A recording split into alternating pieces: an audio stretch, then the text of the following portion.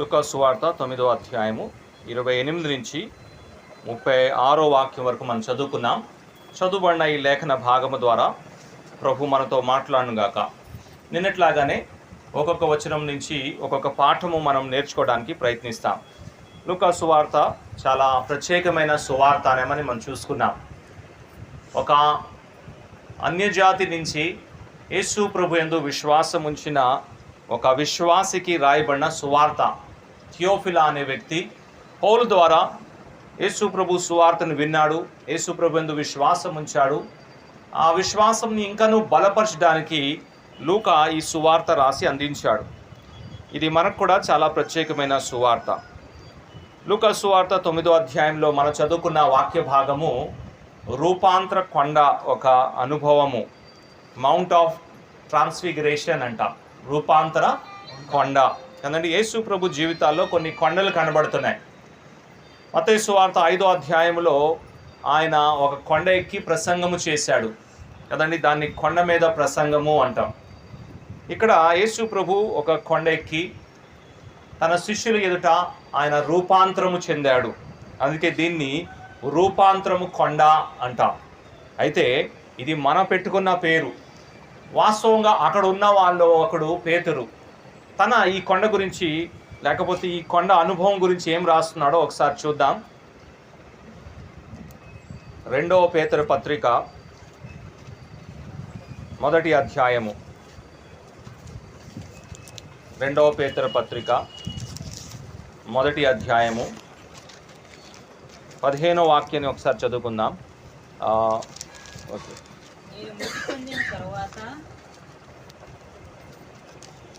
అది కాదు, 17వ వాక్యం 17. ఆయన మహాత్మ్యమును మేము కన్నులారా చూచిన వారమై తెలిపితిమి. ఈయన నా ప్రియకుమారుడు, ఈయన యందు నేను ఆనందించుచున్నాను అనే శబ్దము మహాదివ్య మహిమ నుండి ఆయన యొద్దకు వచ్చినప్పుడు తండ్రి అయిన దేవుని వలన ఘనతయు మహిమయు ఆయన పొందగా. 18వ వాక్యం కూడా మేము ఆ పరిశుద్ధ పర్వతము మీద అన్నాడు. ఇంగ్లీష్లో అన్నాడు హోలీ మౌంట్ కదండి. ఈ స్వరం వచ్చినప్పుడు ఎక్కడున్నారు చెప్పండి? పరిశుద్ధమైన పర్వతం మీద. ఎందుకు ఈ పర్వతము పరిశుద్ధమైన పర్వతం అయింది? తండ్రి అయిన దేవుడు అక్కడ ఉన్నాడు, కుమారుడైన దేవుడు అక్కడ ఉన్నాడు, పరిశుద్ధాత్మ దేవుడు అక్కడ ఉన్నాడు, తర్వాత ఆయన ఏర్పరచబడిన శిష్యులు అక్కడ ఉన్నారు. అంత మాత్రమే కాదు, పాత నిబంధన భక్తులకి సాదృశ్యంగా మోషే, ఏలియా వారు కూడా అక్కడ ఉన్నారు. కాబట్టి ఇప్పుడు ఆ స్థలం ఏమైంది చెప్పండి? పరిశుద్ధమైన స్థలమైంది. అంటే మోషే, ఏలియా వారు ఉన్నారని కాదు, కానీ తండ్రి అయిన దేవుడు, కుమారుడైన దేవుడు ప్రత్యక్షంగా అక్కడ ఉన్నారు. కాబట్టి ఆ కొండ ఎలాగైంది చెప్పండి? పరిశుద్ధమైన కొండగా పేతురు దాన్ని పిలుస్తున్నాడు. రూపాంతరము కొండ, పరిశుద్ధమైన కొండ అని మనం జ్ఞాపకం చేసుకోవాలి. దేవుడు, కేవలము దేవుడు అక్కడ ఆ స్థలంలో ఉన్న కారణాన్ని బట్టి ఆ స్థలము ఏమైంది చెప్పండి? పరిశుద్ధమైన స్థలముగా పిలువబడుతుంది. అలాగైతే మన మధ్యలో దేవుడు సన్నిధి ఉంటుంది. మన సంఘంగా కూడి వచ్చినప్పుడు ఆయన మన మధ్యలో ఉంటాడు, సంచారము చేస్తాడు. అయితే మనం కూడిన స్థలము కూడా ఎటువంటి చెప్పండి? పరిశుద్ధమైన స్థలము. సరే, లూకా సువార్త 9వ అధ్యాయంలో 28వ వాక్యంలో మనం ఏం చదువుకుంటున్నామంటే, యేసు ప్రభు పేతుర్ని అలాగే యోహాన్ని, యాకోబుని వెంట పట్టుకొని ఒక కొండ ఆయన ఎక్కుతున్నాడు. ఎందుకు ఎక్కుతున్నాడు? అక్కడ కారణం చెప్పాడు. చెప్పండి ఎందుకు? ప్రార్థన చేయుటకు. ఎందుకమ్మా? ప్రార్థన చేయుటకు. యేసు ప్రభు శిష్యులకి ప్రార్థన చేయుట నేర్పించాడు. ఎలా నేర్పించాడు? ప్రార్థన గురించి ఆయన బోధించడము తక్కువ, ప్రార్థన చేసి చూపెట్టడము ఎక్కువ. యేసు ప్రభు ప్రార్థన చేసే వ్యక్తిగా శిష్యులు యేసు ప్రభుని గుర్తించారు. ఆయన వేకునై లేచి ప్రార్థన చేసేవాడు. మార్కు సువార్త 1వ అధ్యాయం 35వ వాక్యంలో ఆ మాట చదువుతున్నాం. లూకా సువార్త 6వ అధ్యాయం 12వ వాక్యంలో రాయబడిన మాట ఏంటి అంటే, ఆయన రాత్రంతా కొండ మీద ప్రార్థనలో గడిపెను. యేసు ప్రభు ప్రార్థన చేసే వ్యక్తి. ఆయన ఎల్లప్పుడూ ప్రార్థన చేసేవాడుగా కనబడుతున్నారు. అందుకే ఇదే లూకా సువార్త 11వ అధ్యాయంలో చూడండి ఒక మాట. ఒకటో వాక్యం, లూకాసు వార్త 11వ అధ్యాయం 1వ వాక్యంలో శిష్యులు యేసు ప్రభు దగ్గరికి వచ్చి ఏం అడుగుతున్నారు చూడండి. ఆయన ఒక చోట ప్రార్థన చేయుచుండెను. ఆయన ఒక చోట ప్రార్థన చేయుచుండెను. ప్రార్థన చాలించిన తర్వాత ఆయన శిష్యులలో ఒకడు, ప్రభువా, యోహాను తన శిష్యులకు నేర్పినట్టుగా మాకును ప్రార్థన చేయు. ఆయన శిష్యుల్లో ఒకడు వచ్చి, ప్రభువా, యోహాను ఎలాగైతే తన శిష్యులకి ప్రార్థన చేయటం నేర్పించాడో అలాగే మాకు కూడా ప్రార్థన చేయటం నేర్పించు అని ప్రభువుని అడుగుతున్నాడు. యేసు ప్రభు ప్రార్థన చేసేవాడుగా కనబడుతున్నాడు. ఇక్కడ ఈ సందర్భంలో ఆయన కొండ మీద ఆయన ప్రార్థన చేయటానికి వెళ్తున్నాడు. గత్సెమనే అనే తోటలో ఆయన ప్రార్థన చేశాడు. తర్వాత ఇదిగో ఒక చోట ఆయన రాయబడింది, అక్కడ ఏ స్థలమో తెలియదు కానీ ఆయన అక్కడ ప్రార్థన చేశాడు. అయితే అక్కడ రాయబడిన మాట కూడా మనం గమనించాలి. ఏంటి ఆ మాట అంటే, ఆయన శిష్యుల్లో ఒకడు అన్నారు. అవునా? తెలుగు బైబిల్ అలాగే ఉందా? రైట్. ఆయన శిష్యుల్లో ఒకడు యేసు ప్రభు దగ్గరికి వచ్చి ఏమన్నాడు, అయ్యా మాకు ప్రార్థన చేయటం నేర్పించు అని. దానికి జవాబుగా యేసు ప్రభు ఏం చెప్పాడు, ఒక మోడల్ ప్రేయర్ ఇచ్చారు. దాన్ని మన పరలోక ప్రార్థన కూడా అంటూ ఉంటాం కదండి. అది ఒక మాదిరికరమైన ప్రార్థన. వాస్తవంకి చెప్పాలంటే ఈ ప్రార్థన మత్తయి సువార్త 5వ అధ్యాయంలో కూడా ప్రభు చెప్పాడు. 5వ అధ్యాయం 1వ వాక్యంలో ఆయన శిష్యులు, చూద్దాం ఆ మాట, వాక్యం చూస్తేనే మనకు అర్థమవుతుంది. మత్తయి సువార్త 5వ అధ్యాయంలో 1వ వాక్యాన్ని మొదలుగా చదువుకుందాం. Chapter 5 verse 1. ఆయన జనసమూహములను చూసి కొండ ఎక్కి కూర్చుండగా ఆయన శిష్యులు ఆయన యొద్దకు వచ్చి, చూడండి, ఆయన శిష్యులు ఆయన యొద్దకు వచ్చిరి అనే మాటను మనం చూస్తున్నాం కదండి. సరే, ఇప్పుడు తర్వాత 6వ అధ్యాయంకి రండి. ఇప్పుడు 6వ అధ్యాయంలో యేసు ప్రభు 7వ వాక్యంలో చెప్తున్నాడు చూడండి, లేకపోతే 8వ వాక్యంలో చదువుకోండి, లేకపోతే 9 కూడా ఉంది. 9 చదివేద్దాం డైరెక్ట్గా. కాబట్టి మీరేలాగు ప్రార్థన చేయుడి, పరలోకమందున మా తండ్రి. సో ఆ ప్రార్థన అంతా కూడా యేసు ప్రభు ఇక్కడ చెప్తున్నాడు. యేసు ప్రభు ఈ ప్రార్థన గురించి చెప్పినప్పుడు ఆయన శిష్యులు యేసు ప్రభు దగ్గర ఉన్నారు. 5వ అధ్యాయం 1వ వాక్యంలో అది చదువుకున్నాం మనం కదండి. అయితే ఎవరు లేరు? యేసు ప్రభు ఈ ప్రార్థన చెప్తున్నప్పుడు ఎవరు లేరు? శిష్యులు ఎవరు లేరు? చూడండి, మత్తయి సువార్త 9వ అధ్యాయం 9వ వాక్యాన్ని మనం చదువుకుందాం. మత్తయి సువార్త 9వ అధ్యాయం 9వ వాక్యం. యేసు అక్కడి నుండి వెళ్ళుచు సుంకపు మెట్టు వద్ద కూర్చుండి ఉన్న మత్తయి అని ఒక మనిషిని యేసు ప్రభు ఎప్పుడు పిలుస్తున్నారు చెప్పండి? 9వ అధ్యాయంలో పిలుస్తున్నాడు. 5వ అధ్యాయంలో ఆయన కొండ మీద ప్రసంగం చేసినప్పుడు కొంతమంది శిష్యులు యేసు ప్రభుతో ఉన్నారు. ఆ శిష్యులో మత్తయి లేడు. కాబట్టి లూకాసు సువార్త 11వ అధ్యాయంలో మనం చదువుకున్న ఆ ఒకడు బహుశా మత్తయి ఉండొచ్చు. ఎందుకంటే ఈ ప్రార్థన ఈ మోడల్ ప్రేయర్ చెప్తున్నప్పుడు మత్తయి అక్కడ లేడు. మత్తయి తర్వాత శిష్యుల్ని జాయిన్ అయ్యాడు కదా. సో ఒకడు అన్నాడు, బహుశా మత్తయి అవ్వచ్చు అని మనము అంచనా వేయొచ్చు. అయితే సరే, లూకాసు సువార్తలో మనం తిరిగి వస్తే యేసు ప్రభు ప్రార్థన చేయుటకు ఏం చేస్తున్నాడు చెప్పండి? శిష్యుల్ని తీసుకువెళ్తాం. యేసు ప్రభుకి ఎంతమంది శిష్యులు? 12 మంది శిష్యులు. అంటే అపోస్తలుగా పిలువబడిన వారు 12 మంది శిష్యులు. ఈ 12 మంది శిష్యులు ఎంతమంది వస్తున్నారు ఈ ప్రార్థనకి చెప్పండి? అక్కడ రాశారు కదా పేర్లు, పేతురు, యోహాను, యాకోబు. ఎంతమంది? 3. అంటే యేసు ప్రభు పరిచర్య చేస్తున్న దినాల నుంచే ప్రార్థన మీటింగ్కి హాజరయ్యే వాళ్ళు చాలా తక్కువ మందే. 12 మంది శిష్యులుంటే ఆ 12 మంది శిష్యుల్లో ఎంతమంది వచ్చారు ప్రార్థనకి? 3. ప్రభు పిలిచాడు, రండి మనం ప్రార్థనకి వెళ్దామని. సరే, పేతురు, యాకోబు, యోహాను వాళ్ళని ఎందుకు తీసుకున్నాడు? కొంతసేపు ఆలోచన చేస్తాం. మొట్టమొదటి వ్యక్తి పేతురు. చూడండి, 9వ అధ్యాయం 28వ వాక్యం. ఆయన పేతురును, యోహానును, యాకోబును. కాబట్టి మొదటి వ్యక్తి గురించి ఆలోచన చేస్తాం. మొదటి వ్యక్తి ఎవరు? పేతురు. యేసు ప్రభు పేతురుని ఎందుకు తీసుకున్నాడు? పేతురుని ఎందుకు పిలిచాడు? యేసు ప్రభు అన్నాడు, పేతురు నువ్వు రా, మన ప్రార్థనకు వెళ్తాం కొండ మీద. ఆ కొండ మీద నేను నా మహిమను నీకు చూపెడతాను అని పేతురుని ఆయన వెంట పెట్టుకుంటున్నాడు. పేతురుని పిలిచాడు. ఎందుకు పేతురుని ప్రభు పిలుస్తున్నాడు? పేతురు ఎటువంటి వాడు అంటే 5వ అధ్యాయం చూడండి, లూకాసు సువార్త. పేతురుని యేసు ప్రభు తనతో పాటు తీసుకువెళ్ళడానికి బలమైన కారణము 5వ అధ్యాయం 8వ వాక్యం. లూకాసు సువార్త 5వ అధ్యాయం 8వ వాక్యములో కనబడుతుంది. సీమోను పేతురు యేసు మోకాలు ఎదుట సాగిలపడి, ప్రభువా నేను ఏమన్నాడు? పాపాత్ముడిని నేను. Lord, I'm a sinful man. నేను పాపాత్ముడని యేసు ప్రభు ఒక పాదము చెంత ఆయన ఒప్పుకుంటున్నాడు. పేతురు సామాన్యమైన వ్యక్తి కాదు. యేసు ప్రభుని నమ్మకు ముందు, నమ్మిన తర్వాత కూడా పేతురుకి చాలా ప్రత్యేకమైన స్థానం ఉంది. ఇప్పుడు మనం చదువుకున్న ఈ వాక్య భాగంలో పేతురు ఇంకా యేసు ప్రభుని నమ్ముకోలేదు. అటువంటి సమయంలో కూడా పేతుడు సామాన్యమైన వ్యక్తి కాదు. పేతురు ఎవరంటే చేపలు పట్టేవాడు, జాలర్. అయితే ఈ చేపలు పట్టే గుంపులో కూడా పేతురు ఒక ఉన్నతమైన స్థానంలో ఉన్నారు. పేతురుతో కలిసి పనిచేస్తున్నారు యాకోబు, యోహాను వాళ్ళు, తర్వాత అంద్రియా కూడా ఉన్నాడు, ఇంకా మిగతా వాళ్ళు ఉన్నారు. కాబట్టి ఆ ఫిషింగ్ కమ్యూనిటీలో, లేకపోతే పేతురుకున్న ఆ ఫిషింగ్ సర్కిల్లో పేతురు ఒక ఉన్నతమైన స్థానంలో ఉన్నాడు. పేతురు ఏం చెప్తే అది, వాళ్ళు పేతురికి అంత రెస్పెక్ట్ ఇచ్చేవారు.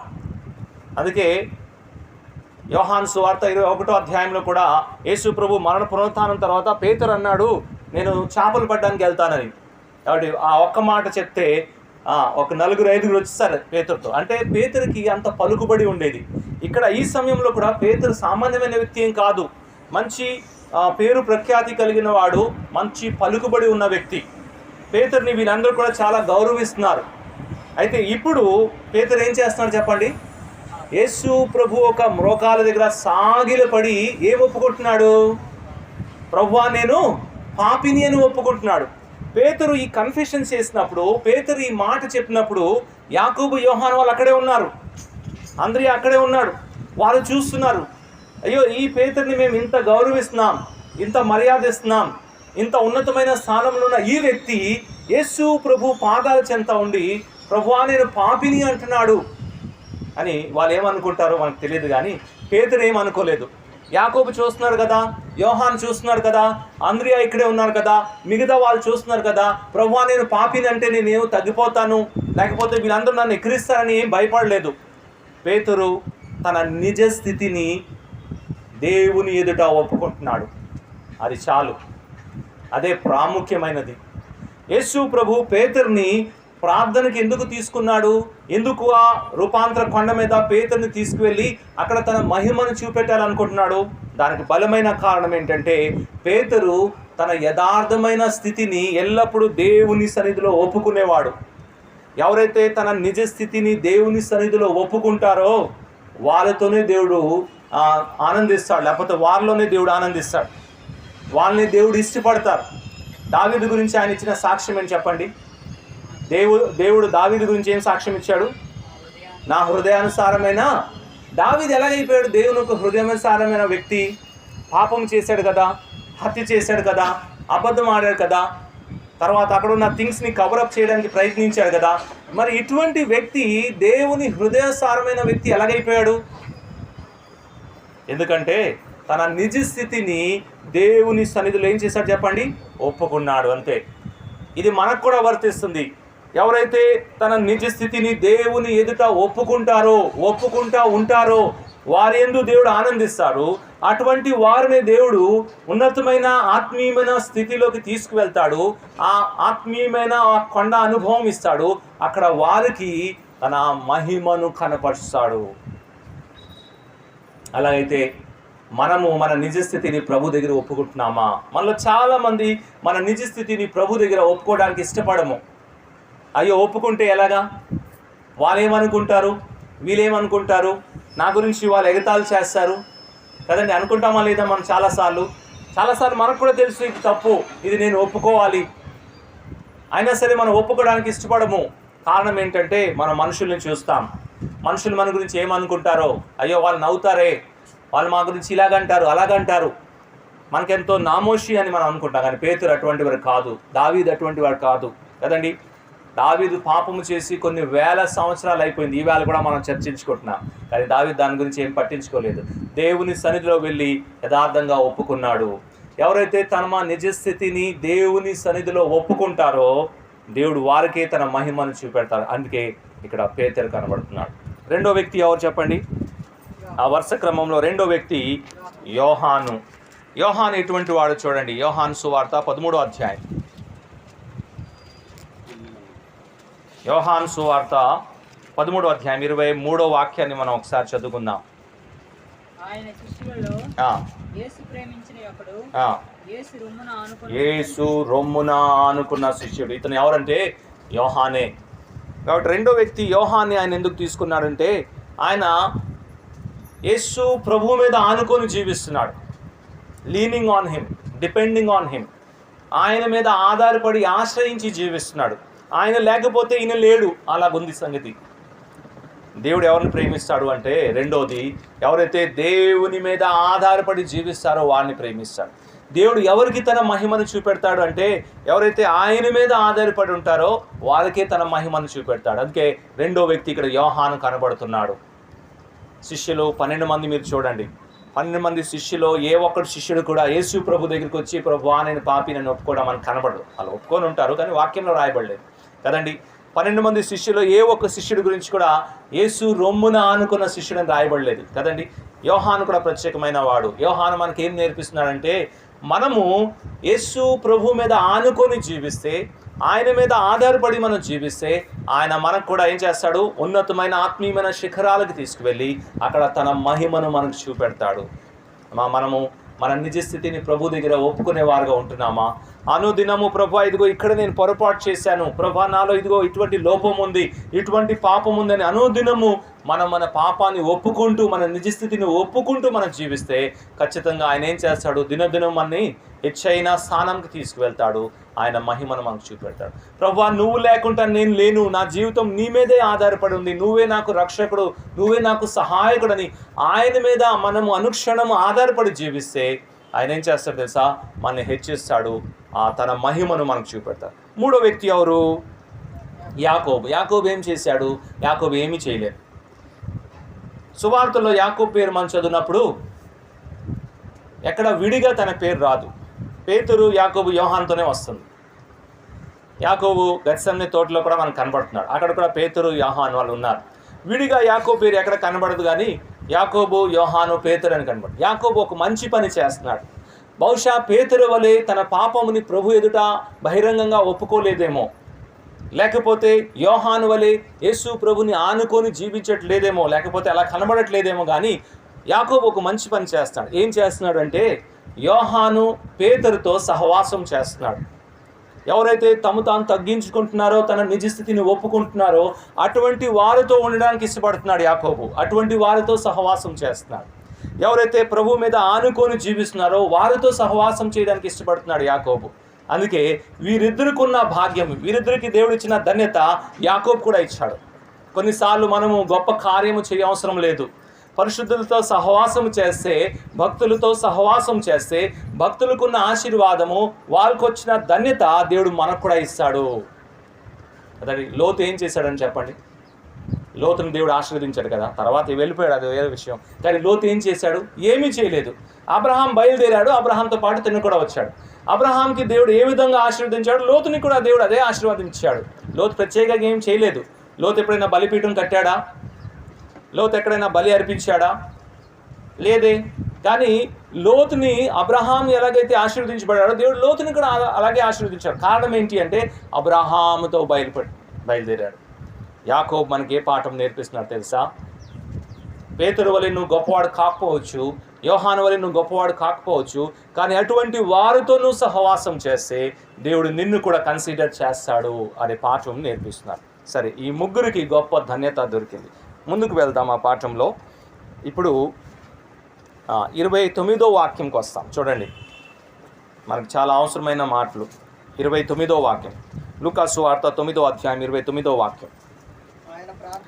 ఆయన ప్రార్థించుచుండగా ఆయన ముఖ రూపము మారెను. చాలు. ఎంతమంది వెళ్ళారండి ప్రార్థనకి? చెప్పండి. 4 వెళ్ళారు. Very good. ఎంతమంది వెళ్ళారు? 4 వెళ్ళారు. ఈ 4లో ఎంతమంది ప్రార్థన చేస్తున్నారు?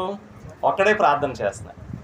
పేతురు కానీ, యాకోబు కానీ, యోహాన్ కానీ గొప్ప ధన్యత దొరికింది. యేసు ప్రభుతో ప్రార్థన చేసే ధన్యత దొరికింది, కానీ వాళ్ళు ప్రార్థన చేయట్లేదు. ఎవరు ప్రార్థన చేస్తున్నారు? యేసు ప్రభువే ప్రార్థన చేస్తారు. అయితే యేసు ప్రభు ప్రార్థన చేసినప్పుడు ఏం జరిగింది అంటే ఆయన ముఖ రూపము మారెను. ప్రభు ఒక పాఠం నేర్పిస్తున్నారు. ఎవరు ప్రార్థన చేస్తారో వాళ్ళ జీవితంలోనే మార్పు వస్తుంది. ఇది చాలా ప్రాముఖ్యమైన పాఠము. మన ప్రార్థన చేస్తే మన జీవితంలో ఏమవుతుందో చెప్పండి? మార్పు వస్తుంది. ఎవరు ప్రార్థన చేస్తారో వాళ్ళ స్వభావమే మారుతుంది. మనం చాలాసార్లు అంటూ ఉంటాం, ప్రేయర్ చేంజెస్ మెనీ థింగ్స్ కదండి. ప్రార్థన చాలా విషయాన్ని మార్చుతుంది, వాస్తవమే. కానీ దానికన్నా ముందు అది నీ జీవితాన్ని మార్చుతుంది. ఎవరు ప్రార్థన చేస్తారో వాళ్ళ స్వభావమే మారుతుంది. ఎవరు ప్రార్థన చేస్తారో వాళ్ళ ముఖరూపమే మారుతుంది. వాళ్ళ జీవితంలోనే మార్పు వస్తుంది. ప్రార్థన మన స్వభావాన్ని మార్చుతుంది. ఇది చాలా ప్రాముఖ్యమైన విషయము. ప్రభు ప్రార్థన ద్వారా మనకి నేర్పిస్తున్నాడు. బహుశా మనలో ఏ మార్పు రాలేదేమో. 10 సంవత్సరాల క్రితం మనం ఎలాగున్నామో ఈవేళ కూడా అలాగే ఉన్నామేమో. లేకపోతే ప్రభుకు నమ్మక ముందు మనలో ఎటువంటి కోపం ఉండేదో ఇప్పుడు కూడా అదే కోపం ఉందేమో. రక్షణ పొందిన ముందు మనం ఎలా గర్వించేవారమో బహుశా ఇప్పుడు కూడా గర్విస్తున్నామేమో. ఒకసారి మన జీవితాన్ని పరీక్షించుకోవాలి. ఎంత ప్రార్థన చేస్తున్నాం? బహుశా ప్రార్థన లోపించిందేమో, అందుకే మనలో మార్పు కనబడట్లేదు. పౌలు తెలుసండి మీకు? పౌలు తెలుసు కదా.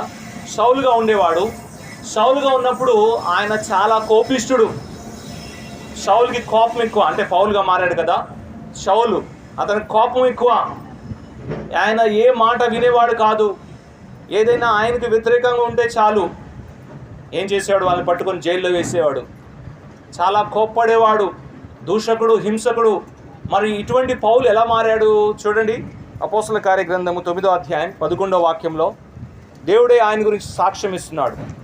అపోస్తల కార్యగ్రంథము 9వ అధ్యాయం 11వ వాక్యం చివరి వాక్యంలో, చివరి భాగంలో అక్కడ రాయబడిన మాట ఏంటంటే, ఇదిగో అతను ప్రార్థన చేస్తున్నాడు. ఏం చేస్తున్నాడు చెప్పండి? ఆయన ప్రార్థన చేస్తున్నాడు. ఇలా ప్రార్థన చేసి చేసి చేసి ఏమైంది చెప్పండి? పౌలు స్వభావము మారిపోయింది. తనలో ఉన్న కోపం పోయింది, తనలో ఉన్న ద్వేషం పోయింది, తనలో ఉన్న ఆ గర్వం పోయింది. అన్నీ పోయి ఏమైంది చెప్పండి? క్రీస్తు స్వారూప్యంలో మార్చబడాడు. ఇదిగో అతను ప్రార్థన చేస్తున్నాడు అని చెప్పిన దేవుడే పత్రికలో అతని ప్రార్థన కూడా రాయించాడు. మీకు అర్థమైందా? అంటే ఆయన ప్రార్థన చేస్తున్నాడని చెప్పాడు. ఆయన ఏమి ప్రార్థన చేశాడో ఆ విషయాలు కూడా పత్రికలో దేవుడు రాయించాడు. మార్పు వచ్చింది. మన జీవితంలో వస్తున్న మార్పు. మనం ఎంతసేపు ప్రార్థనలో గడుపుతున్నాం? ప్రార్థనకి మనం ఎంత ప్రాముఖ్యత ఇస్తున్నాం? మనం ఎంత ప్రార్థన చేస్తామో అంత మనలో మార్పు వస్తుంది. ఇది మాత్రం ఖచ్చితము, వాస్తవము. యేసు ప్రభు ప్రార్థన చేస్తుండగా ఏం జరిగింది చెప్పండి? ఆయన ముఖ రూపము మారెను. మిగతా వాళ్ళ ముఖ రూపం ఎందుకు మారలేదు? వాళ్ళ ప్రార్థనలో చాలాసార్లు ఇది జరుగుతుంది. చాలా ధన్యత. దేవుని చేత మనము ఎన్నుకోబడాం. ఆయన ద్వారా మనము సమస్తమైన ఆశీర్వాదాన్ని పొందుకుంటున్నాం. ఉన్నతమైన శ్రేష్టమైన అనుభవాలు దేవుడు మనకిస్తున్నాడు. కానీ కొన్ని సందర్భాల్లో అది మనము దాని విలువ తెలియక ఏం చేస్తున్నాం చెప్పండి? నిద్రపోతూ ఉంటాం. ఏం చేస్తున్నారు వీళ్ళు? చూడండి 32వ వాక్యంలో, పేతురును అతనితో ఉన్నవారు నిద్రపోతున్నారు. చాలు, నిద్ర మత్తులో ఉన్నారు. గెత్సెమ్నే తోటలో కూడా వీరే ఉన్నారు కదా. ఆ సందర్భం ఇప్పుడు చూడవసరం లేదు, మన అందరికీ తెలిసి ఉంటుంది. గెత్సెమ్నే తోటలో కూడా యేసు ప్రభు, పేతురు, యాకోబు, యోహాను వాళ్ళు తీసుకువెళ్ళాడు. అక్కడ వాళ్ళు ఏం చేస్తారు? యేసు ప్రభు అంత వేదంతో ప్రార్థన చేస్తూ ఉంటే వీళ్ళు ఎలా ఉన్నారు?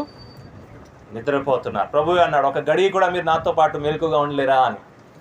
ఇక్కడేమో శ్రమ ఏం లేదు, ఇక్కడ మంచి స్థితియే, అయినా సరే పడుకుంటున్నారు. అక్కడ శ్రమ సమయంలో యేసు ప్రభు ప్రార్థన చేసినప్పుడు వీళ్ళు పడుకున్నారు. అయితే అపోస్తల కార్యగ్రంథం 1వ అధ్యాయం చూడండి, పేర్లు గమనించాలి. అపోస్తల కార్యగ్రంథము 1వ అధ్యాయము 13వ వాక్యం ఒకసారి చదువుదాం మనం. వారు పట్టణంలో ప్రవేశించి తాము బస చేయుచుండిన మేడగదిలోనికి ఎక్కిపోయారు. వారెవరనగా పేర్లు గమనించండి. పేతురు, యోహాను ఉన్నారా? పేతురు, యోహాను, యాకోబు. 14 చివర్లో ఏముంచారు చదవండి. వీరందరూ అంటే చాలా పేర్లు ఉన్నాయి, మనకు కావాల్సిన పేర్లు తీసుకున్నాం. పేతురు, యాకోబు, యోహాను, ఇంకా మిగతా వాళ్ళు ఉన్నారు. వీరందరూ ఏం చేస్తారు?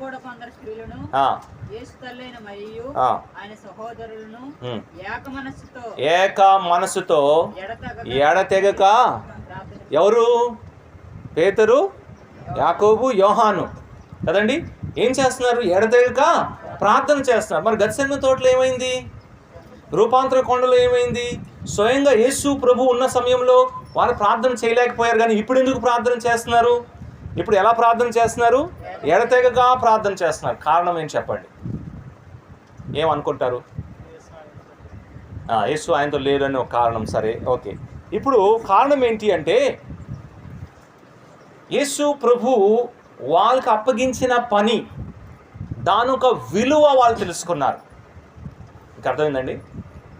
అనుకోండి, ఇక్కడ తమ్ముడు ఉన్నాడు, నేను ₹1 ఇస్తాను. ఓకే, ₹1 ఇచ్చాను. రూపాయి ఇచ్చి నేను తర్వాత మళ్ళీ వచ్చినప్పుడు తీసుకుంటానని నేను వైజాగ్ వెళ్ళిపోయాను. ఎంత ఇచ్చాను? ₹1 కాబట్టి పాకెట్లో ఉంచాలి, జేబులో అక్కడ ఇంట్లో ఉంచుతారు, నార్మల్గా ఉంటుంది కదండి అంత. మళ్ళీ వచ్చినప్పుడు ₹1 కదా తీసుకోండి. అదే 10 లక్షలు ఇచ్చాను అనుకోండి, నిద్ర వస్తుందా? నిద్ర పడుతుందా? అసలు ఇల్లు వదులుకుంటామా మనం? ఎలా ఉంటాం చెప్పండి? ఎంత జాగ్రత్తగా ఉంటాం? మళ్ళీ 10 లక్షలు నేను మళ్ళీ వచ్చి తీసుకుంటాను కదండి. విలువ తెలుస్తుంది. ఇదిగో ఇక్కడ విలువ తెలిసింది వాళ్ళకి. ప్రభు మాకు అప్పగించిన పరిచర్య, ఈ రక్షణ సువార్త మేము చెప్పకపోతే ఈ ప్రపంచంలో ఎవరు రక్షణ పొందరు. ఆ విలువ తెలిసింది కాబట్టి ఇప్పుడు ఏం చేస్తున్నారు చెప్పండి? ఎడతెగగా ప్రార్థన చేస్తున్నారు. సరే, ఇప్పుడు ఇక్కడ వచ్చేయండి మళ్ళీ 9వ అధ్యాయానికి.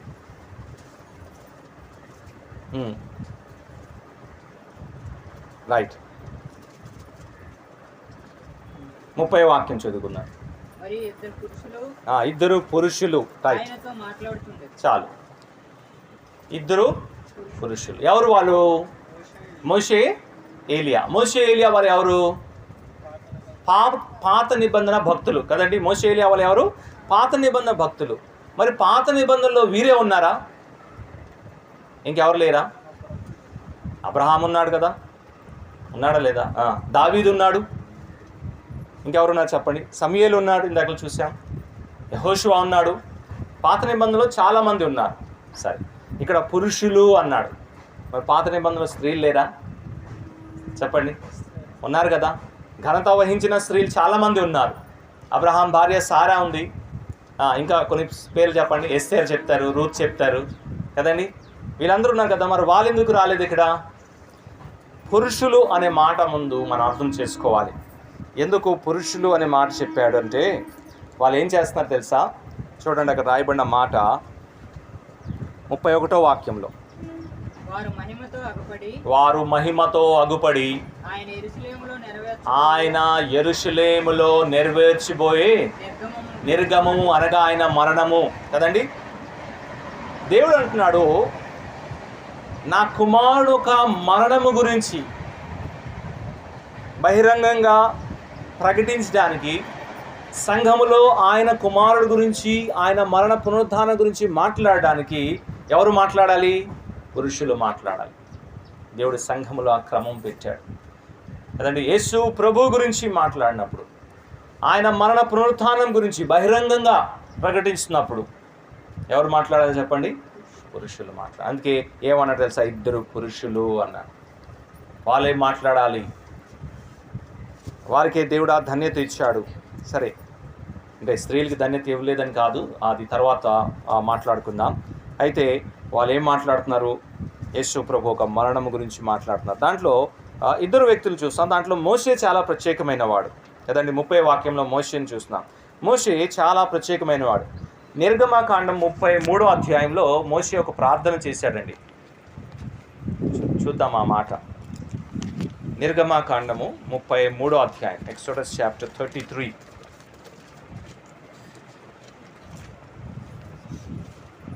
నిర్గమకాండం 33వ అధ్యాయంలో 18వ వాక్యాన్ని చదువుకుందాం. వర్స్ 18.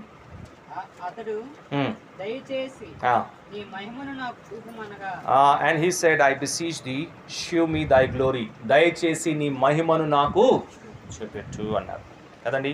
దేవుడు అన్నాడు, నువ్వు నా ముఖాన్ని చూడలేవు, నేను ఒక ఏర్పాటు చేస్తాను, ఒక బండ సమూహంలో నేను దాస్తాను, అక్కడ నా నామాన్ని నీ ముందు నేను ప్రకటిస్తాను, నా వెనక భాగం నేను చూస్తావు కానీ నువ్వు నా ముందు భాగాన్ని చూడలేవు. అయినా మోషేకి ఆశ ఏంటంటే దేవుణ్ణి చూడాలి, ఆయన మహిమని చూడాలి అని. మోషే చేసిన ఈ ప్రార్థనకి జవాబుగా దేవుడు మోషేని ఇక్కడ నిలబెట్టాడు. మోషే ఇప్పుడు యేసు ప్రభుని చూస్తున్నాడు, ముఖాముఖిగా యేసు ప్రభుని చూస్తున్నాడు. యేసు ప్రభు ఎవరు? అదృశ్యమైన దేవుని యొక్క స్వారూప్యమే.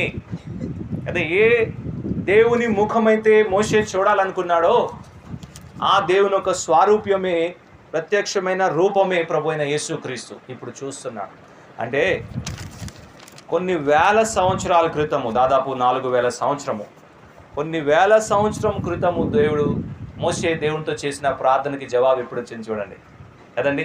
అంతకాలము మోషే బహుశా వేచి ఉన్నాడేమో, ఇప్పుడు చూస్తున్నాడు. అంత మాత్రమే కాదు, మోషే కలుస్తున్న వ్యక్తి కూడా ప్రత్యేకమైన వాడు. యేసు ప్రభు, మోషే ఇప్పుడు ఇద్దరు ఒక కొండ మీద ఉన్నారు కదండి. యేసు ప్రభు, మోషే ఇద్దరు ఎక్కడున్నారు చెప్పండి? ఒక కొండ మీద ఉన్నాడు. ఈ ఇద్దరు కలుస్తున్నారు. ఇప్పుడు ఈ ఇద్దరు కలయిక మనం చూద్దాం. మోషే ఎటువంటి వాడు? సంఖ్యాకాండంలో మోషే గురించి రాయబడిన 2 మాటలు ఉన్నాయి. ఒకటేమో ఈ భూలోకంలో అందరికన్నా సాత్వికుడు, మిక్కిలి సాత్వికుడు అన్నాడు. సంఖ్యాకాండము చూడండి, ఒక మాట చదువుదాం. వాక్యం చదివితేనే మనకు అర్థమవుతుంది. 12వ అధ్యాయం 5వ వాక్యం, సంఖ్యాకాండం.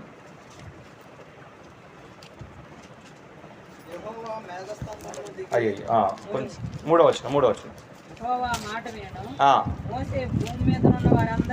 మోషే భూమి మీద ఉన్న వారందరిలో చెప్పండి ఎలాంటి వాడు? మిక్కిలి సాత్వికుడు. అయితే యేసు ప్రభు ఎటువంటి వాడు చెప్పండి? మోషే కన్నా సాత్వికుడు. ఈ ఇద్దరు ఒక కొండ మీద కలుస్తున్నారండి. అసలు మోషే సాత్వికుడు అంటే, యేసు ప్రభు మోషే కన్నా సాత్వికుడు అంటే ఎలా ఉంటుందో చూసుకోండి కదా. మోషే కూడా మనం చాలాసార్లు అనుకుంటాం కదా, స్కూల్లో టీచర్స్ ఉంటారు. జనరల్గా స్కూల్లో టీచర్స్కి హ్యాండ్ రైటింగ్ చాలా బాగుంటుంది కదండి. ఎవరో ఒకటోరన్నా అలాగా ఉంటారు, వాళ్ళు హ్యాండ్ రైటింగ్ బాగోదు, కానీ మిగతా వాళ్ళు బాగానే ఉంటారు. కాబట్టి టీచర్ కన్నా మంచి హ్యాండ్ రైటింగ్ ఉందనుకోండి, ఆ టీచర్ ఎంత సర్ప్రైజ్గా చూస్తారు, అవునా కాదా? ఇక్కడ మోషే కనబడుతున్నాడు. మోషే సాత్వికుడు అంటే యేసు ప్రభు మోషే కన్నా సాత్వికుడు అంటే ఎంత ఆనందించి ఉంటాడో, మోషే ఎంత ఆశ్చర్యపోయి ఉంటాడో. అసలు నా గురించే దేవుడు సాక్ష్యం ఇచ్చాడు, ఈ భూలోకంలో నాకంత సాత్వికుడు ఎవరు లేడని, ఇతను ఎవరు నాకన్నా సాత్వికుడు అని యేసు ప్రభు గురించి చూసి ఆనందించి ఉంటాడు. అంత మాత్రమే కాదు, అక్కడ ఇంకో మాట కూడా అన్నాడు. మోషే ఎవరు చెప్పండి? నమ్మకమైన వాడు. 12వ అధ్యాయంలో చూడండి, ఆ మాట మనం చదువుతున్నాం. నంబర్స్ చాప్టర్ 12 దాంట్లో 8వ వాక్యం కదా, రైట్. 7వ వాక్యం చదవండి. 7వ వాక్యం, నమ్మకమైన వాడు. మరి యేసు ప్రభు మోషే కన్నా నమ్మకమైన వాడు. యేసు ప్రభుకు ఉన్న ఒక పేరులో ఒకటి ఏంటంటే నమ్మకమైన వాడు, నమ్మకమైన సాక్ష్యము. చూడండి, ప్రకటన గ్రంథంలో ఆ పేరు యేసు ప్రభు చెప్తున్నారు. 3వ అధ్యాయం 11వ వాక్యం చూద్దాం ఒకసారి. ప్రకటన గ్రంథం 3వ అధ్యాయం 11వ వాక్యం. యేసు ప్రభు పేరులో ఒక పేరు నమ్మకమైన సాక్షి. 3:11. నేను త్వరగా వచ్చుచున్నాను. 14 సార్ క్షమించు, 14. నమ్మకమైన సత్య సాక్షి. చదవండి, ఫుల్గా చదివితేనే అర్థం అవుతుంది. నమ్మకమైన సత్య సాక్షియు, దేవుని సృష్టికి ఆదియునైన వాడు, చెప్పు సంగతులు ఏమన్నా. అది మన ప్రభువైన యేసుక్రీస్తే కదా. ఆయన చెప్పండి, ఆయన పేరులో ఒక పేరు ఏంటంటే నమ్మకమైన సత్య సాక్షి. హెబ్రీ పత్రికలో కూడా ఈ మాటలు మనం చూస్తున్నాం. యేసు ప్రభు నమ్మకమైన వాడు, మోషే కన్నా నమ్మకమైన వాడు. ఈ ఇద్దరు ఇక్కడ కలుస్తున్నారు. రైట్. మోషే గురించి ఒక మాట చెప్పాలి. మహిమలో ప్రభుని కలుస్తున్నాడు. యేసు ప్రభు స్వభావము కలిగిన వాడు కదండి. ఎలాంటి వాడు చెప్పండి? యేసు ప్రభు స్వభావం కలిగిన వాడు. యేసు ప్రభు నమ్మకమైన వాడైతే మోషే కూడా నమ్మకమైన వాడే. యేసు ప్రభు సాత్వికుడైతే మోషే కూడా మోషే యేసు ప్రభుని కలిసినప్పుడు మోషే ఎలా ఉన్నాడు చెప్పండి? యేసు ప్రభు స్వభావము కలిగిన వాడై ఉన్నాడు. అలాగైతే మనము యేసు ప్రభుని కలవబోతున్నాం. మనము యేసు ప్రభుని కలుసుకున్న సమయంలో యేసు ప్రభు స్వభావంతో ఆయన కలుస్తామా? అదండి. ఈ లోకంలో ఉంటుండగా మోషే ఆ పేరు సంపాదించాడు. మనము కూడా అంతే. ఈ లోకంలో ఉంటుండగా యేసు ప్రభు ఒక స్వభావం మనలో స్థాపించబడాలి. యేసు ప్రభు స్వభావం మనలో ఉండాలి. రేపొద్దున ఆయనతో మనం మహిమలో నించున్నప్పుడు, మహిమలో ఆయనతో కనబడినప్పుడు, ఆయన స్వభావం, ఆయన గుణగణాలతో మనం ఆయనతో కనబడితే అదెంతో ఆశీర్వాదకరం, ఎంతో మహిమకరము. యోహాన్ అంటున్నాడు కదా, మనం దేవుని బిడ్డలమే, ఇంకేమయ్యో మనకు తెలియదు, కానీ ఆయన వచ్చినప్పుడు ఏమవుతాము? ఆయన ఎలాగైతే ఉన్నాడో ఆయన అలాగే చూస్తాము, ఆయన పోలి ఉందుము అన్నాడు కదండి. ఆ స్వభావం మనలో ఉండాలని మనం ఆశపడదాం. 9వ అధ్యాయం తిరిగి వస్తాం. ఇప్పుడు ఏం జరిగింది చూద్దాం.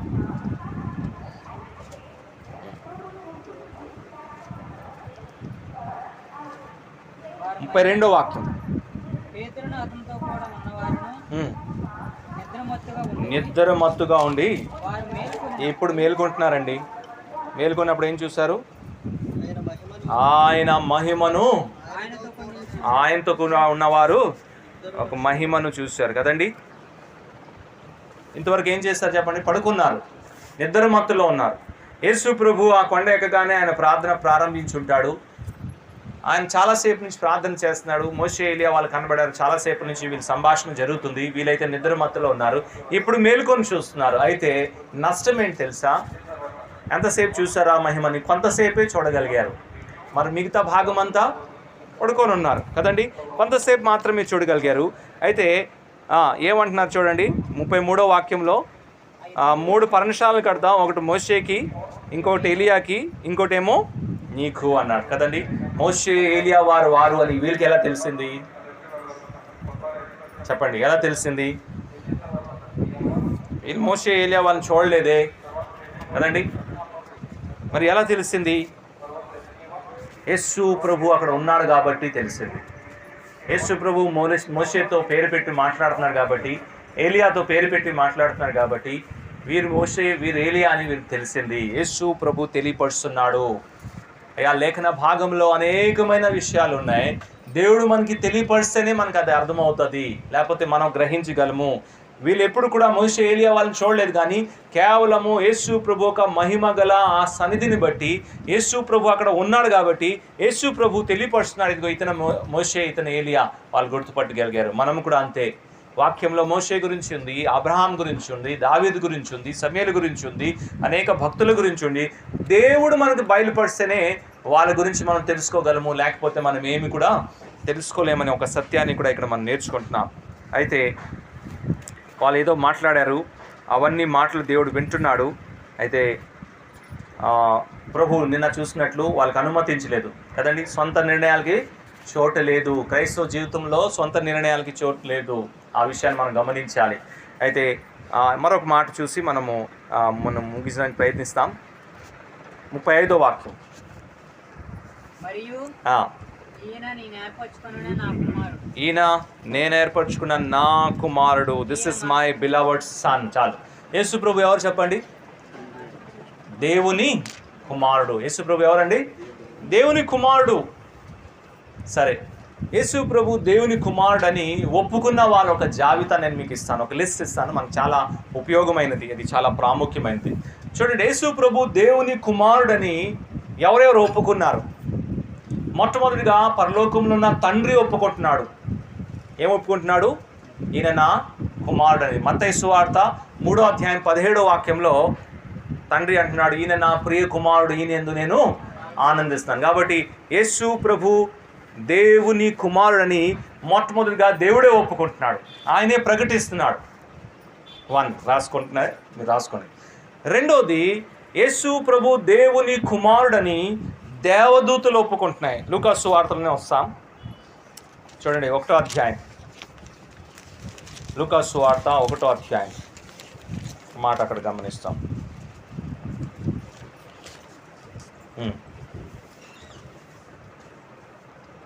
35వ వాక్యం చివరిలో ఉంటుంది చూడండి.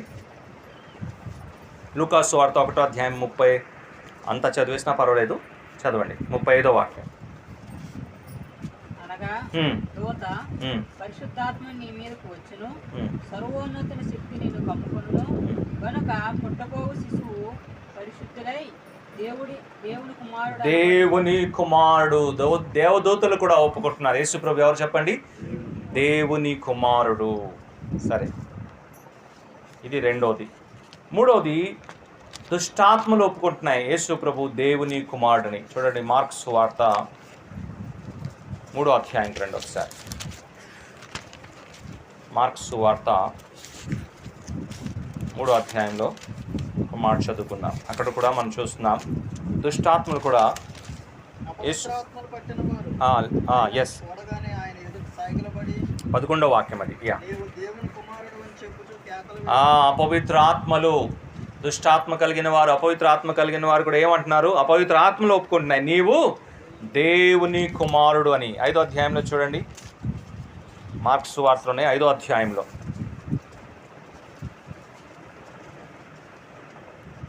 7వ వాక్యం, 5వ అధ్యాయం 7వ వాక్యం. యేసు సర్వోన్నతుడైన దేవుని కుమారుడు సర్వోన్నతుడైన దేవుని కుమారుడా అని దయ్యం పట్టిన వ్యక్తి అంటున్నాడు. కాబట్టి మొట్టమొదటిగా తండ్రి అయిన దేవుడు ఒప్పుకుంటున్నాడు నా ప్రియ కుమారుడని, దేవుని కుమారుడని. దేవదూతలు ఒప్పుకుంటున్న యేసు ప్రభు దేవుని కుమారుడని. దయ్యం పట్టిన వారు, దుష్టాత్మలు ఒప్పుకుంటున్న యేసు ప్రభు దేవుని కుమారుడని. తర్వాత యోహాను సువార్త 1వ అధ్యాయం 34వ వాక్యం. బాప్తిస్మిచ్చే యోహాను కూడా ఒప్పుకొని ప్రకటిస్తున్నాడు యేసు ప్రభు దేవుని కుమారుడని. ఇది నా 4వ వ్యక్తి. యోహాను సువార్త 1వ అధ్యాయం 34వ వాక్యం. ఈయనే దేవుని కుమారుడని నేను తెలుసుకొని సాక్ష్యం ఇస్తున్నాను. కాబట్టి 4వ వ్యక్తి ఎవరంటే బాప్తిస్మిచ్చే యోహాను. 5వ వ్యక్తి శిష్యులు. 5వ వ్యక్తి ఎవరు చెప్పండి? శిష్యులు. 5వ గుంపు లేకపోతే 5వ వ్యక్తి అని చూడండి. మత్తయి సువార్త 14వ అధ్యాయం. మత్తయి సువార్త 14వ అధ్యాయం 33వ వాక్యం.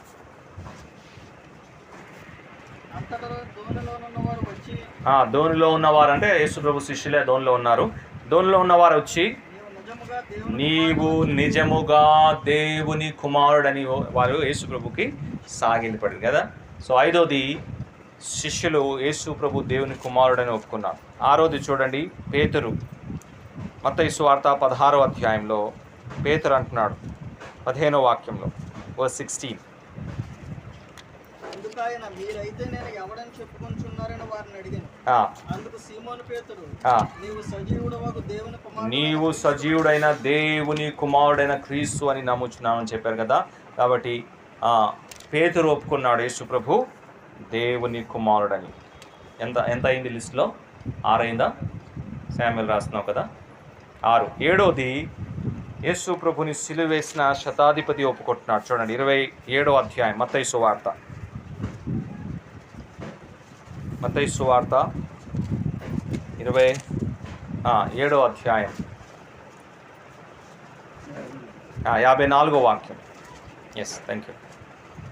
శతాధిపతియు అతనితో కూడా యేసునకు కావలి ఉన్నవారును భూకంపమును జరిగిన కార్యములన్నిటినీ చూచి మిక్కిలి భయపడి నిజముగా ఈయన దేవుని కుమారుడని చెప్పుకునేది. కాబట్టి యేసు ప్రభుని సిలువ వేసిన వారు కూడా ఒప్పుకున్నారు ఏంటంటే యేసు ప్రభు దేవుని కుమారుడు అని. ఇంకో కీలకమైన వ్యక్తి ఉన్నాడు. అపోస్తల కార్యగ్రంథము 9వ అధ్యాయం చూడండి.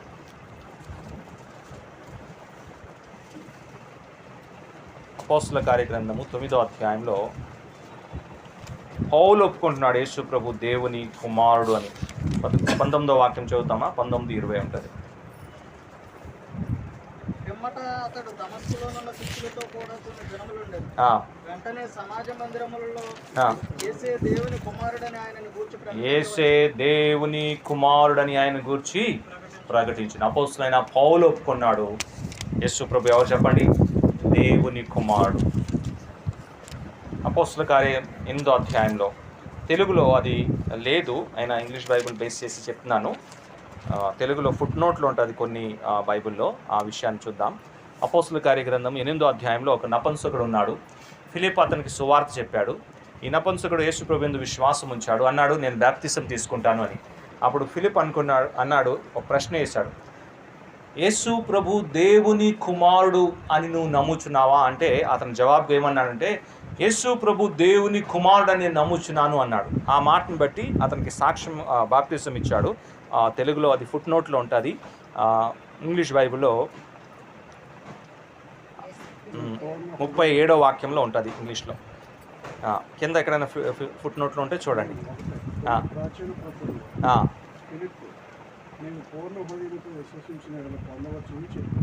ఆ మాట ఉంది.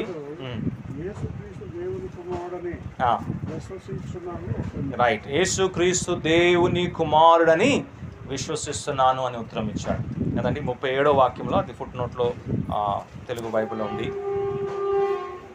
ఎంతమంది యేసు ప్రభు దేవుని కుమారుడని వాళ్ళు ఒప్పుకుంటున్నారు చెప్తారా ఎవరెవరు? మొదటగా తండ్రి అంటున్నాడు, ఇతను నా కుమారుడు అని. రెండవది దేవదూతలు ఒప్పుకున్నారు యేసు ప్రభు దేవుని కుమారుడని. మూడవది దెయ్యం పట్టిన వాళ్ళు, అపవిత్ర ఆత్మ కలిగిన వారు, లేకపోతే వారిలో ఉన్న అపవిత్ర ఆత్మ, దుష్టాత్మలు ఒప్పుకున్నాయి యేసు ప్రభు దేవుని కుమారుడని. యేసు ప్రభు శిష్యులు ధోనిలో ఉన్నవారు ఒప్పుకున్నారు యేసు ప్రభు దేవుని కుమారుడని. పేతురు ఒప్పుకున్నాడు యేసు ప్రభు దేవుని కుమారుడని. బాప్తిస్మం ఇచ్చే యోహాను ఒప్పుకున్నాడు యేసు ప్రభు దేవుని కుమారుడని కదండి. యేసు ప్రభుని సిలువేసిన శతాధిపతులు సైనికులు ఒప్పుకున్నాడు ఆయన దేవుని కుమారుడని. అపోస్తలుడైన పౌలు ఒప్పుకున్నాడు ఆయన దేవుని కుమారుడని. నపుంసకుడు ఒప్పుకున్నాడు ఆయన దేవుని కుమారుడని. ఈ ఉదయకాల సమయంలో నువ్వు ఒప్పుకున్నావా? యేసు ప్రభు దేవుని కుమారుడని నువ్వు అంగీకరించి విశ్వసించావా? ఎందుకు ఈ మాట చెప్తున్నాం? యోహాను సువార్త 20వ అధ్యాయం యోహాను సువార్త 20వ అధ్యాయం 31వ వాక్యం. యోహాను సువార్త 20వ అధ్యాయం 31వ వాక్యం. యేసు దేవుని కుమారుడని క్రీస్తు అని మీరు నమ్మునట్లును నమ్మి ఆయన నామంలో నిత్య జీవము పొందినట్లు ఇవి రాయబడున్నాయి. ఎందుకు రాయబడున్నాయి చెప్పండి? యేసు ప్రభు దేవుని కుమారుడని మనము నమ్మాలని, ఆ నమ్మిక ద్వారా నిత్య జీవము, నిత్య రక్షణ పొందాలని ఈ సంగతులు రాయబడి ఉన్నాయి. పేతురు సాక్ష్యం ఎందుకు రాయబడి ఉంది? అపోస్తలుడైన పౌలు సాక్ష్యం ఎందుకు రాయబడి ఉంది? దేవదూతల సాక్ష్యం ఎందుకు రాయబడి ఉన్నది? బాప్తిస్మం ఇచ్చే యోహాను ఎందుకు రాయబడి ఉన్నది? తర్వాత ఆ శతాధిపతి సైనికులు ఒక సాక్ష్యం ఎందుకు రాయబడి ఉన్నాయంటే యేసు ప్రభు దేవుని కుమారుడని నువ్వు నమ్మునట్లు. అమ్మా అయ్యా, ఈ ఉదయకాల సమయంలో యేసు ప్రభు దేవుని కుమారుడని నువ్వు నమ్మావా? యేసు ప్రభు దేవుని కుమారుడని విశ్వసించి నిత్య జీవం నువ్వు పొందావా? ఒకవేళ లేకపోతే ఇదిగో దేవుడు మరొక అవకాశం ఇవాళ నీకు ఇస్తున్నాడు. ఇంతమంది సాక్ష్యం మన ముందుంచాడు. యేసు ప్రభు దేవుని కుమారుడు. ఎవరైతే యేసు ప్రభుని శిలువ మరణానికి అప్పగించారో, శిలువ మరణ కార్యాన్ని ఎవరైతే జరిపించారో, యేసు ప్రభు మరణ విధానం చూసి వాళ్ళు కూడా ఒప్పుకున్నారు ఏంటని? యేసు ప్రభు దేవుని కుమారుడని. రోజు మందిరానికి వస్తున్నాం, ఎన్నో పాటలు పాడుతున్నాం, వాక్యాన్ని చదువుకుంటున్నాం, సంఘ సహవాసంలోనే ఉంటున్నాం. నువ్వు విశ్వసించావా? యేసు ప్రభు ఎవరు నీ గురించి? యేసు ప్రభు దేవుని కుమారుడని నువ్వు విశ్వసిస్తున్నావా? యేసు ప్రభు యందు విశ్వాసం ఉంచి నిత్య జీవం పొందావా? యేసు ప్రభు తప్ప ఇంకెవరు నిత్య జీవం ఇచ్చేవారు లేరని విషయాన్ని నమ్ముతున్నావా? అలాగైతే నువ్వు రక్షణ పొందుతావు అనే విషయాన్ని జ్ఞాపకం చేసుకుంటున్నాం. చూడండి, మన వాక్య భాగంలో తిరిగి వస్తాం, మనం ముగించేస్తాం. లూకా సువార్త 9వ అధ్యాయం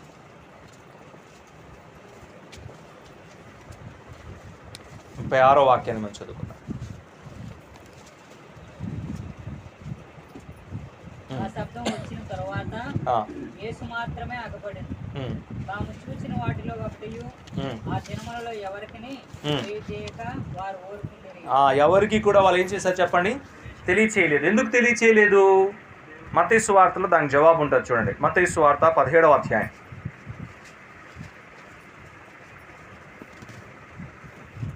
మత్తయి సువార్త 17వ అధ్యాయం 8వ వాక్యం చూడండి, వర్స్ 8. వారు కన్నులెత్తి చూడగా యేసు తప్ప మరి ఎవరనూ వారికి కనబడలేదు. 9వ వాక్యం. వారు కొండ దిగి వచ్చుచుండగా మనిషి కుమారుడు మృతుల్లో నుండి లేచి వరకు ఈ దర్శనము మీరు ఎవరితోనూ చెప్పకూడదు. ఈ దర్శనం ఏం చేయాలి చెప్పండి? ఎవరితో కూడా చెప్పకూడదని వారికి ప్రభు ఆజ్ఞాపించెను. అందుకే లూకా సువార్తలో ఏమన్నాడు? వారు ఎవ్వరికీ చెప్పలేదు, ప్రభు ఆజ్ఞాపించాడు. కాబట్టి చివరిలో ప్రార్థన ద్వారా మనకు వచ్చే ఆశీర్వాదం ఏంటి తెలుసా? విధేయత. ప్రార్థన ద్వారా మనం ఏం నేర్చుకుంటాం చెప్పండి? విధేయత నేర్చుకుంటాం కదండి. వీరు యేసు ప్రభుతో ప్రార్థనలో సమయం గడిపొస్తున్నారు. ప్రభు ఆజ్ఞాపించాడు, tell the vision to know man. ఈ దర్శనం ఎవరికి చెప్పొద్దంటే వాళ్ళు ఏం చేస్తారు చెప్పండి? ఎవరికి? వాళ్ళు చూసిన ఆ సందర్భము అది చిన్నదేం కాదు. మోషే ఏలియా వాళ్ళని వాళ్ళు కన్నారా చూశారు. మహిమలో యేసు ప్రభుని చూశారు, మహిమలోనే మోషే ఏలియాని చూశారు. అంత మాత్రమే కాదు, పరలోకంలో ఉన్న దేవుని స్వరాన్ని కూడా వాళ్ళు విన్నారు. ఆ మేఘంలో వాళ్ళు ప్రవేశించారు. ఇది చిన్న విషయమా చెప్పండి? ఏ చిన్న విషయం ఏం కాదు కదండి. మనం ఎన్నో టీవీ ప్రోగ్రాంలు చూస్తూ ఉంటాం, చూడకూడదు అయినా సరే అప్పుడప్పుడు కనబడుతూ ఉంటాయి, చూస్తూ ఉంటాం. మామూలు ఏదో చిన్న టీవీలో ఒక చిన్న యాంకర్ని చూస్తేనే మనం 10 మందికి చెప్తాం కదండి. అరే ఆ ఫలానా ప్రోగ్రామ్ యాంకర్ని నేను చూశాను రాన్నపర్తిలో, అవునా కాదా? ఏదో చిన్న ఇంత మినిస్టర్స్ ఉంటారు కదండి శాసనసభలో, అసెంబ్లీలో 400, పార్లమెంట్ అయితే 550 ఉంటారు. దాంట్లో ఏ ఒక్కరిని చూసినా సరే మనం చెప్తాం. అసలు వాళ్ళ పేర్లు ఏంటో మనకు తెలియదు, కానీ ఒక ఎమ్మెల్యేని చూశాను ఈవేళ అంటే చెప్తామా లేదా? ఎవరిని చూశారు? వీళ్ళు మోషేని చూశారు, ఏలియాని చూశారు, యేసు ప్రభు మహిమను చూశారు, తండ్రిని వాళ్ళ స్వరాన్ని విన్నారు కదండి. ఆ భయంకరమైన స్థలం అని చెప్తున్నాడు అందుకే పేతురు అనుభవంలో. కానీ చెప్పారా? ఎంత కష్టం ఇది. వాళ్ళు నోరు మూసుకొని ఉండాలి కదండి. ఎంత కష్టం చెప్పండి. యేసు ప్రభువుని గెత్సేమనీ తోటలో పట్టుకోవడానికి వచ్చినప్పుడు కూడా ఒకసారి మాట్లాడితే అయిపోద్ది. అయ్యా ఎవరిని పట్టుకుంటున్నారో తెలుసా మీరు అని పేతురు యోహాను చెప్పారా? చెప్పలేదు కదండి. యేసు ప్రభుని సిలువ వేసినప్పుడు కొడదాలతో కొట్టినప్పుడు ఎవరిని కొడుతున్నారు తెలుసా మీకు అని చెప్పారా? చెప్పలేదు. ఏమన్నాడు? తిరిగి లేచినంత వరకు మీరు చెప్పకూడదు అన్నాడు కదండి. కొన్ని దినాల వరకు అయితే అయిపోను, ఆ గెత్సేమనీ తోటలోనే ఆపేసినాం కదా. కానీ విధేయత అనేది నేర్చుకుంటాం. ప్రార్థన మనకేం నేర్పిస్తుంది చెప్పండి? విధేయత నేర్పిస్తుంది. మనం నేర్చుకున్నామా? మనం ఎంత విధేయులై ఉన్నాం? ఎంత మార్పు ప్రార్థన ద్వారా మనకు ఉంటుంది. యేసు ప్రభు ఉద్దేశం ఇక్కడ ప్రార్థన చేయడము. ప్రార్థన ద్వారా మనకి పరలోక ద్వారం ఎలా తెరవబడుతుందో ప్రభు నేర్పిస్తున్నాడు. ప్రార్థన ద్వారా హెవెన్లీ యాక్సెస్ మనకు ఉంటుంది, పరలోకంలో ఒక యాక్సెస్ ఉంటుంది మనకు అని ప్రభు నేర్పిస్తున్నాడు. మనం నేర్చుకున్నామా ఈ పాఠము? మన జీవితంలో మనం ఎంత ప్రార్థన చేసేవారుగా ఉన్నాం? ఎంత ప్రార్థన చేసి మన జీవితంలో మనం మార్పుని సంపాదించుకున్నాం? ప్రార్థన ద్వారా ఎంత విధేయత మనకు వచ్చింది? ప్రార్థన చేసే ధన్యత మనకు దొరికినప్పుడు మనము నిద్రపోయేవారుగా ఉంటున్నామా? మన బాధ్యత మనం తెలుసుకున్నామా? ఇదే పేతురు, యాకోబు, యోహాను వాళ్ళు అపోస్తలుల కార్య గ్రంథంలో ఎడతెగక ప్రార్థన చేశారు. కారణం ఏంటంటే వాళ్ళకి అప్పగించబడిన పని దాని ఒక విలువ వాళ్ళు తెలుసుకున్నారు. మనం తెలుసుకున్నామా? మనం క్రైస్తవ జీవితం ఒక విలువ మనకు తెలుసా? దేవుడు మనకిచ్చిన ఆ కృపావరము దాని విలువ మనకు తెలుసా? దేవుడు ఈ లోకంలో సజీవులుగా మనకి ఎందుకు ఉంచాడో ఆ బాధ్యత మనం తెలుసుకున్నామా? నిజంగా తెలుసుకుంటే మనం కూడా ప్రార్థన చేయకుండా ఉండలేము. ఈ విషయాన్ని మనం గమనిస్తాం. ప్రభు ఆశ ఏంటంటే ఆయనతో మనం ప్రార్థన చేయాలని కదండి. యేసు ప్రభు ఇప్పుడు ఎక్కడున్నాడు? పరలోకంలో తండ్రి కుడి పార్శ్వన ఏం చేస్తున్నాడు? మన గురించి ఆయన విజ్ఞాపన చేస్తున్నాడు. ఆయన ఆశ ఏంటంటే మనము కూడా ఆయనతో కలిసి ప్రార్థన చేయాలి. మరి చేస్తున్నామా? ఎలా ఉంది మన ప్రార్థన జీవితము? ఎంత విధేయత నేర్చుకున్నాము? ఎంత మార్పు మనలో వచ్చింది? ప్రభుని ఎంత సన్మానిస్తున్నాము? ఎంత గౌరవిస్తున్నాము? ఆ ప్రభు మాట ఎంత మనం వింటున్నాము? మనం పరీక్షించుకుందాం. ఈ మాటల ద్వారా ప్రభు మనం దీవించును.